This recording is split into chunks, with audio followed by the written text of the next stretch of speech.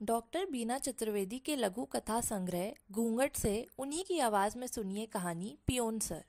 ये कहानी एक पढ़े लिखे बेरोजगारी से पीड़ित व्यक्ति की कहानी है। सुनिए कहानी पियोन सर। प्रतिवर्ष विभिन्न क्षेत्रों में सरकार द्वारा बड़ी संख्या में रिक्त पदनामों को जारी किया जाता है। सार्वजनिक और निजी क्षेत्रों में चपरासी की नौकरी के लिए निकलने वाले पद भी हजारों की संख्या में होते हैं।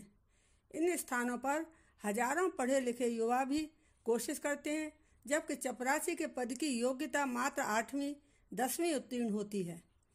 राजीव पीएचडी की योग्यता रखने वाला बेरोजगार युवक था। मजबूरीवश उसने चपरासी के पद के लिए फॉर्म जमा करा दिया था।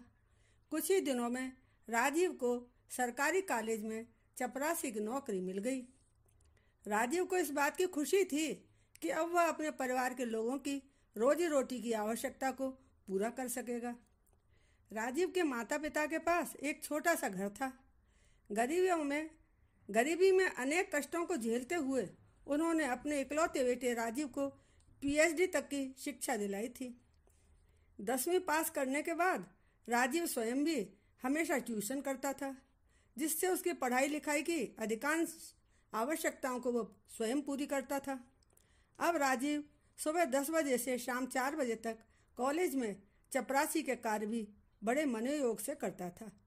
उसे देखकर कॉलेज के शिक्षकों को उस पर बहुत तरस आता था, क्योंकि उससे कम पढ़े लिखे लोग शिक्षक के पद पर कार्य करते हुए उससे कहीं अधिक वेतन पा रहे थे।